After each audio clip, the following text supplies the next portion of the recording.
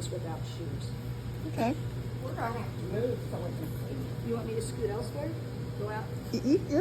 You be wherever you're comfortable. Let me put my things down. Scoot over that way so you don't have to move. Yes. Scoot me. Well, so Lou can just I don't watch. mind. Okay. So let me go kind of sideways, like so you can see, kind of at an angle. Okay. So what's going to happen is I do this to anchor it. Okay. So I'm at the end, and I'm going to take this thing called a row lag, and I'm going to fluff it up, and I'm going to, let me see, okay. Let me see, okay. And I spin to the right. Now she squeaks a little bit, she chatters. And it's like twisting your hair. And then as she picks this up, the twist you don't let go down past your fingers until you want it to. So now it took. So now I keep my finger here to squeeze it so I don't let that twist come. And then when I have the thickness of how much yarn or how much fiber I went there, I let the twist go down. If I want a fatter yarn, I let there be more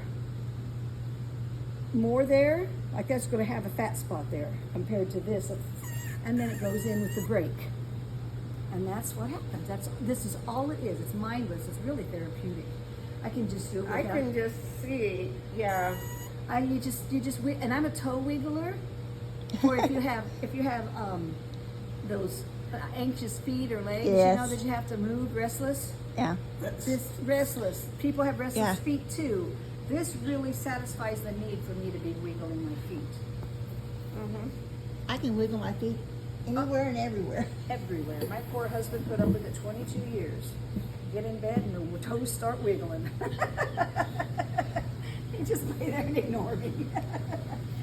But see, so that's all I do. And then it pulls it in. Now see, you're going to find vegetable matter every once in a while because those sheep they don't care. They just stick their whole head in there. And even though it's processed, there could be What happens when it breaks?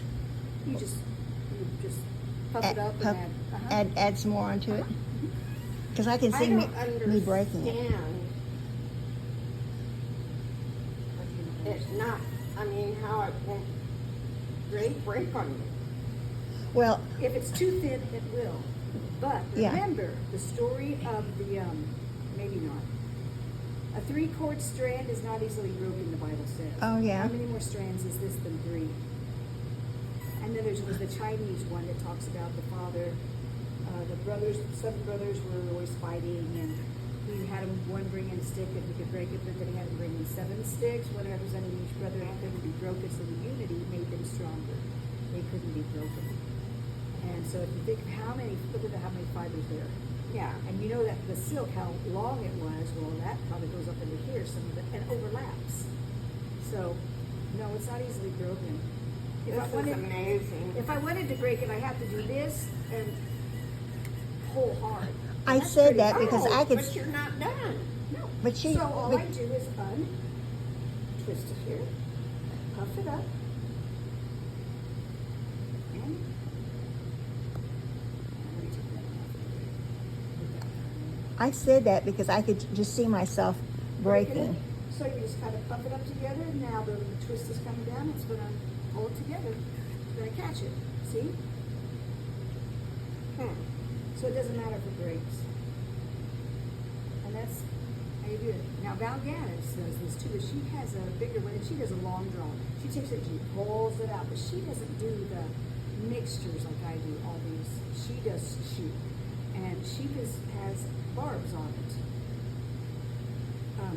This stuff I have doesn't have barbs on it. Oh, the sheep does, and that's why it's itchy. More barbs, or maybe the way they dirty vegetable of which takes it. But like, if you look under the microscope at sheep, it's got ticklers coming out. Really? And that's why you get hooked. That's why it's itchy. And also, it makes it have